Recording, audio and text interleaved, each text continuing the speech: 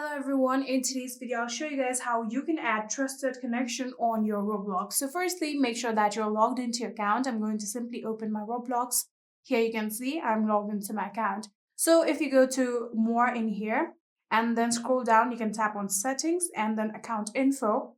Here you'll get all of the information about your account, including your age group. So here you can see this is my age group 18 to 20, which is already verified. So first thing that you have to remember in order to add trusted connections on Roblox is that the trusted person that you're about to add is the same age group as yours. So if I'm 18 to 20, they also should be 18 to 20 in order to add them as your trusted connection. So in here you can see my age is already verified. The next thing that you have to do is verify your age. So in here you'll get the option of continue with your camera or continue with your ID option if your age is not yet verified. All you have to do is tap on either of the option that you want. So if you want to continue with your face, you can tap on continue with camera.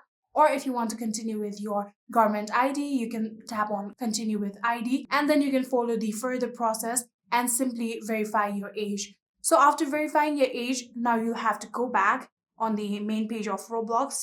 Here you can see on the home page, here you'll get the option of connections right here. All you have to do is tap on this plus icon right here, just like this. And in here, you can get two different options, contacts or my QR. So if you want to add people from your contacts, you can tap on contacts and then tap on continue in order to get your contact access. And like that, you'll be able to add your connections through your contact. But if you don't want that contact here, you can simply tap on my QR just like this.